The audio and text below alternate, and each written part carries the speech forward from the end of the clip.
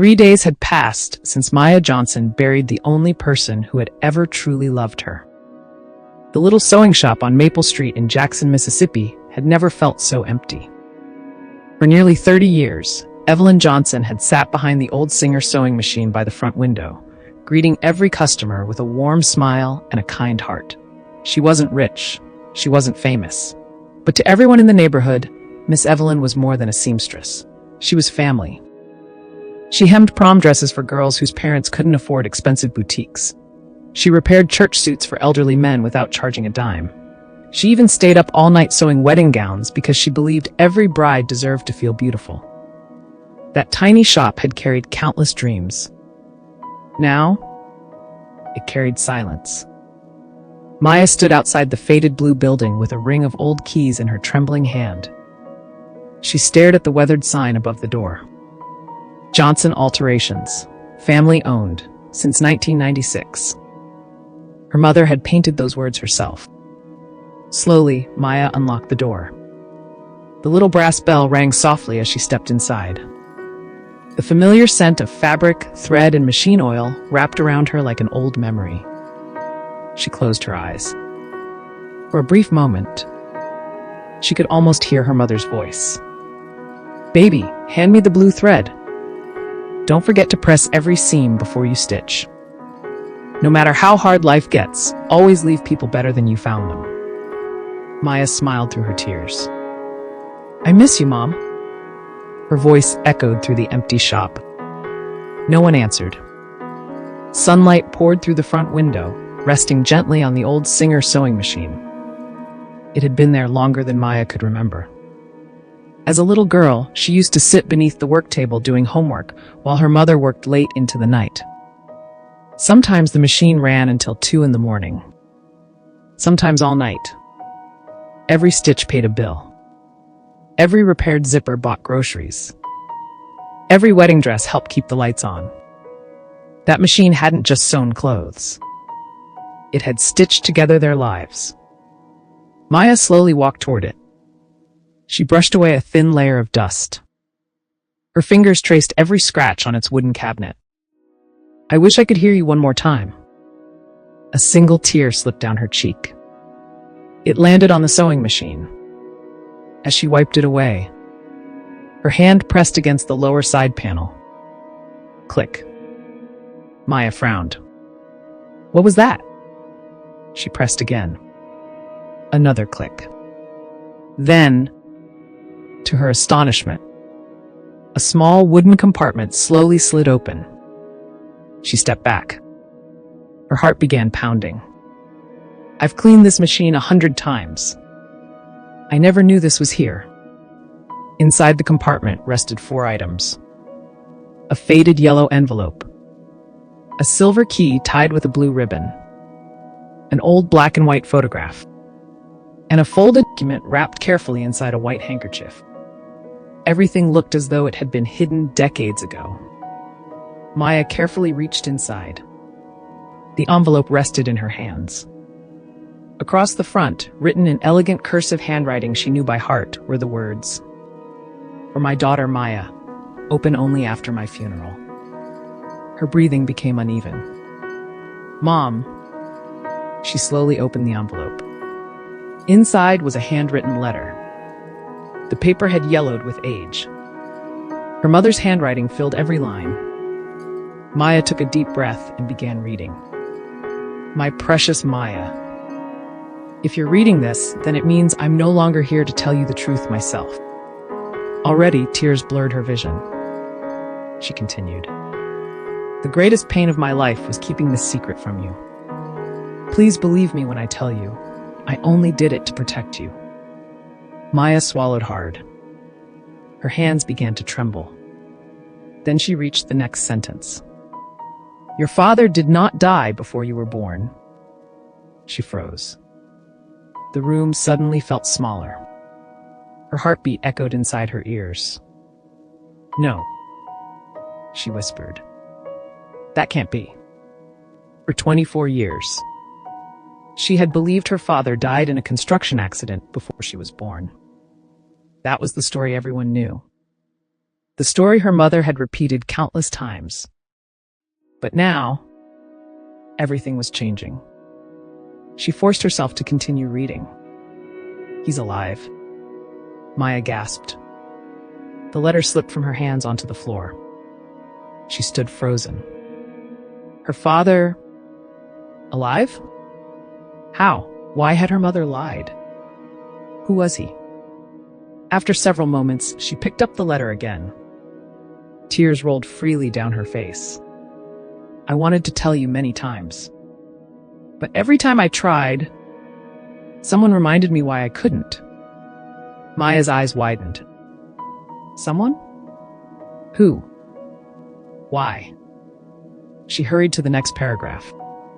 "The silver key belongs to a safe deposit box at First Heritage Bank downtown. Everything you need to know is inside. When you find what's waiting for you, go see attorney James Brooks. He has been expecting you for many years." Attorney James Brooks? Maya had never heard that name before. She reached for the old photograph. It showed a younger version of her mother. She looked no older than 23. Standing beside her was a tall black man in an expensive navy suit.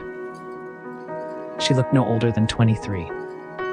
Standing beside her was a tall black man in an expensive navy suit.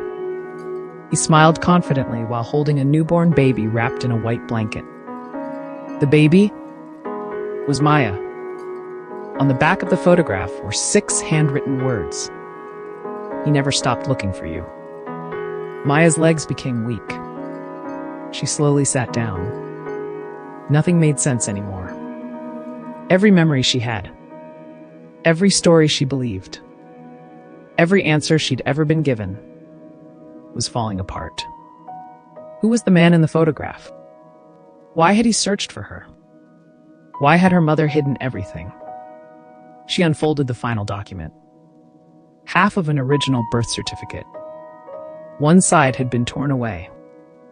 Only her mother's name remained. Her father's name was missing. Suddenly, the bell above the shop door rang. Someone had entered. Maya quickly looked up. An elderly man in a dark gray suit stood quietly near the entrance. His silver hair was neatly combed. He held a black umbrella in one hand. Their eyes met.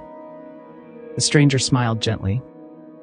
Then he spoke words that sent chills down Maya's spine. "Miss Maya Johnson, I've been waiting 24 years to meet you." Maya stood up slowly.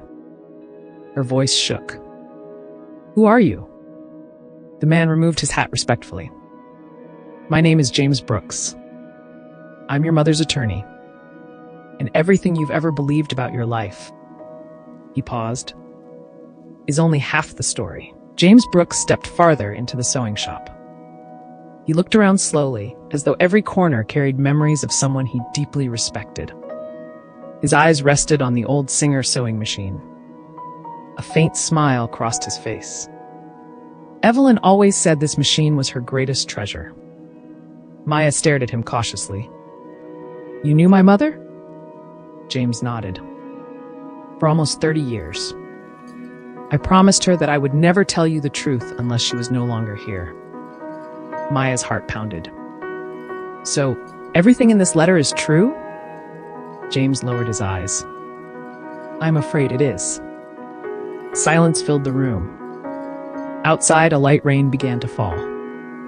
The soft sound of raindrops against the shop window seemed to echo the confusion inside Maya's heart.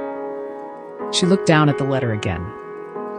"My father, is he really alive?" James took a deep breath. "Yes."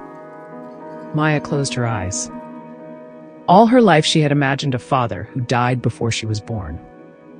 She had mourned a man she had never met. Now, she discovered he had been alive all along. The pain was almost unbearable. Her voice trembled. "Then why didn't he come for me?" James didn't answer immediately. Instead, he slowly walked toward one of the old wooden chairs. He sat down, then looked directly into Maya's eyes. Because someone made sure he believed you were both gone. Maya frowned. What do you mean? James reached into his leather briefcase. He removed an old newspaper clipping. The headline read, "Local woman and infant reported dead in apartment fire."